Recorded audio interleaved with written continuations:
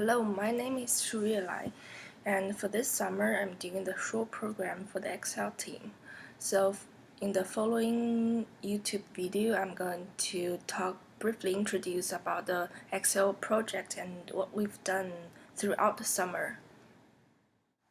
The Hale represents for high-altitude, long-endurance vehicle. It is a very flexible, unmanned aerial vehicle for nonlinear aeroelastic tests. So the main purpose of the development of Hale is to make a low-cost platform to obtain nonlinear aeroelastic data to support validation of nonlinear aeroelastic codes. So this is the main concept of the Hale projects. It has a 6-meter long wingspan. We made 8-meter wings, but 2 of them are backup wings. And we have 4 modular fairings, which contain the data acquisition system, and has 4 outer tails and 1 center tails. Also, it has 5 motors, which provides the thrust. For this year's project, we make a little improvement. We placed 2 cameras on the center spine of the plane. These 2 cameras are in opposite directions, pointing to both ends of the plane. So this is a picture of the camera mount and one of the camera on it. We also placed 2 rows of LED lights on top of all the 6-meter wing. This is a LED light designing and wiring diagram.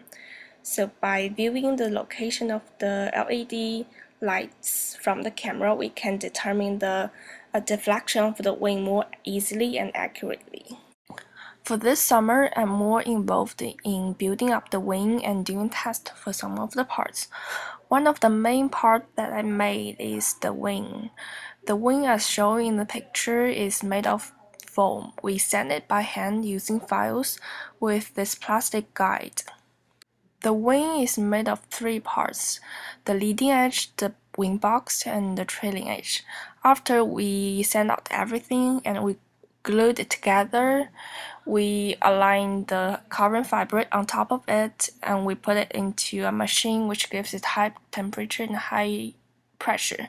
And after 4 or 5 hours, the wing is done, as shown in the picture. After that, we noticed there are some little gaps between the wing box, the leading edge, and the trailing edge.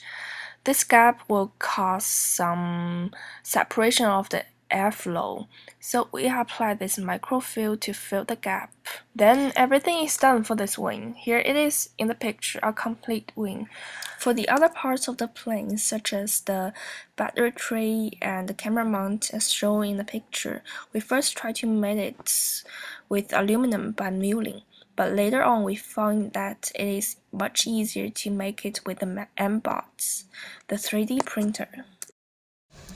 This is how the 3D printer works. Making parts with the MBOT not only makes it easier, it also makes it weigh less.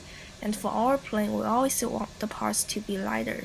And with the following test we conducted, the parts made by MBOT also proves to be strong and endurable enough for us. This is one of the tasks we did to make sure that the camera mount made by the 3D printer is strong enough. For this test, we just keep adding weights in the basket hand from the camera mount until we break it. It turns out that the camera mount is pretty strong, and it is strong enough to meet our requirements. This is the end of my presentation for the short program that I did during the summer. I just want to thank for everyone that I worked with. It helped me a lot. It was really a great experience for me. Okay, that's all. Thanks for watching.